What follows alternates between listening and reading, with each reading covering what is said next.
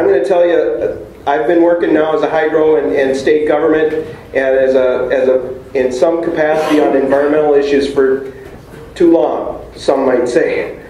I used to know certain things that I no longer will say that I know. I used to know what a 100-year flood meant.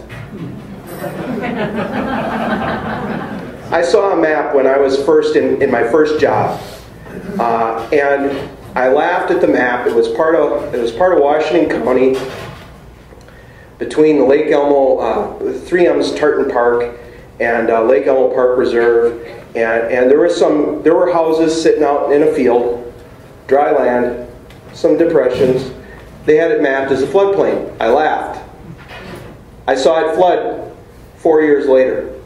As the lakes discharged and the water system got more full with groundwater, near surface groundwater, those areas flooded. I used to think when I was young, a 100-year flood was a really big flood.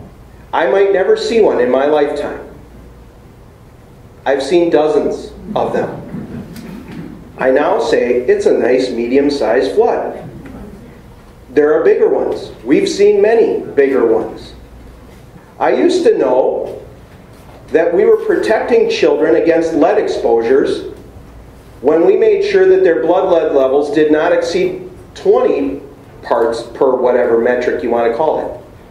Now we're measuring at 10 and 5, and actually we're saying exposure to lead is bad at any level. So my point is, the things you think you know will change. They will change because we will learn more, and I encourage you all to continue to learn about it.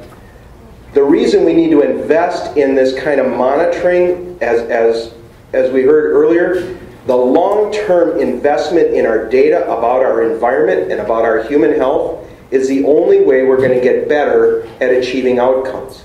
So some of you may be frustrated with the length of time that it takes us to get through the process to evaluate the effectiveness of our work. But if we don't have that data, I guarantee you we will not know if we're making a difference.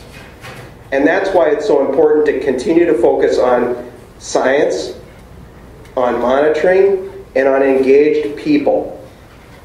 Thank you.